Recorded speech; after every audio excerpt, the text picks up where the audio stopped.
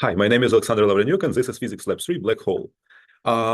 This is a table of contents, and let's start with the introduction. We had a lab which was aimed on learning to predict the mass of black hole by knowing the movement of an object around it, and then predicting a movement of another object using the information about the system which we gained before. One of the main principles was Newton's first law, which states that acceleration of the object depends on its mass and net force acting on it, and the change of momentum is the same as the force acting on the object. The formulas are the following. Then the second principle was Newton's law of universal gravitation. It states that every particle in the universe attracts every other particle with a force that is directly proportional to the product of their masses and inversely proportional to the square of the distance between their centers. So this is a preview of results. On the left, we can see the image from part one when we were finding out the mass of the black hole. And on the right, we can see how the objects were moving around in the lab two, where we were finding out the position of the starship. So initial conditions. In the first part, we had unknown orbit of the star, unknown velocity, unknown position, and black hole of unknown mass. But we had the star mass, and we had time step 1 day. By that, we were predicting the black hole's mass. Then in part 2, we know the planet's mass, we know the black hole mass, we know the starship's mass, and we had a total time, which was 1 hour, and we had time step 1 second, and initial ship's speed. Then let's talk about the computational model in the part 1. Firstly, there was a code to randomly generate a trajectory for the star to orbit the black hole. And then let's talk about how we were updating its position and finding out the mass.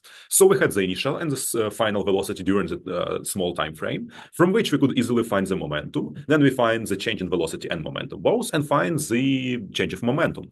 So what we do next, we find the net force because it's the change of the momentum over time. And after that, we find the parallel and perpendicular components, and using the formula of universal law of gravity and momentum of the circular motion and the force of the circular motion, we find the mass of the black hole, which is predicted during this time step, and we sum it up because later we will be finding out its average. So what we have, we then also draw arrows for scale to understand some of the vectors. For example, the net force parallel, and net force perpendicular, just to check ourselves how the forces behave. Then we update the clock. And finally, after the cycle ends, we print out the values, and we take the sum of all the masses of black holes that we counted and divide them by the amount of intervals that we took. Then the second part, we had the initial conditions, and then we find the position vectors between all three of the objects. We find the direction of those position vectors, obviously, and then we find the forces interacting between each of the three objects. Then we update the position of the planet and position of velocity. Planet's velocity, and how we find it out? We find it out using the general formulas of velocity and position. Then what we do exactly the same thing with the ship, and we check if we have not crashed into the black hole or the planet. And if everything is successful, the calculation's finished, and we find out where it is from the black hole. So as we can come back to the results and see that the ship traveled pretty far away from the black hole at that point. And we found the average mass of the black hole in the lab one, part 1. So then some of the conclusional questions.